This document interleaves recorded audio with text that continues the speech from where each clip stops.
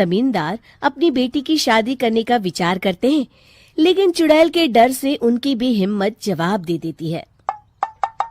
अगर मेरी बेटी की शादी तय समय से नहीं हुई तो मेरी नाक कट जाएगी। मुझे कुछ करना ही होगा। एक सलाहकार के कहने पर जमींदार काशी से एक बहुत ही नामी तांत्रिक को अपने घर बुलवाते हैं, जो भूत चुड़ैल को पकड़ने में माहिर माना जाता था। जमींदार साहब, आप चिंता मत करिए। इस गांव की सीमा में प्रवेश करते ही मुझे उस चुड़ैल के बारे में सब पता चल गया था। आप उसे जल्दी से जल्दी कैद कर लीजिए ताकि मैं अपनी बेटी की शादी कर सकूं। जब वो चुड़ैल एक इंसान थी, तब ठीक उसकी शादी करने वाले दिन ही उसकी और उसके होने वाले पति की एक दुर्घटना में मौत हो गई थी।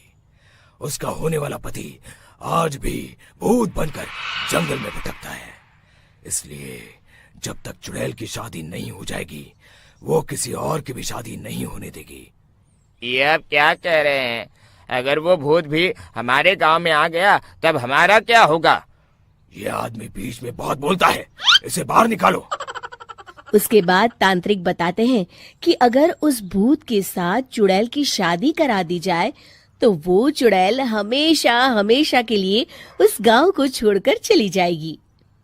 जमींदार साहब, आप अपनी बेटी की शादी की तैयारी शुरू कर दीजिए। मैं कुछ गांव वालों को अपने साथ लेकर उस भूत को ढूंढने जंगल की ओर जाता हूँ। इस तरह जमींदार निश्चित होकर अपनी बेटी की शादी करवाने लगते हैं, लेकिन तभी वहाँ चुड़ैल आ जाती है।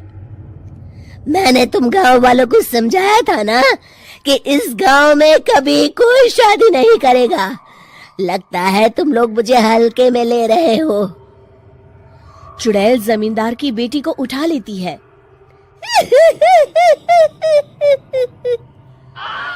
अब देखती हूँ बिना दुल्हन के तुम लोग शादी कैसे करोगे।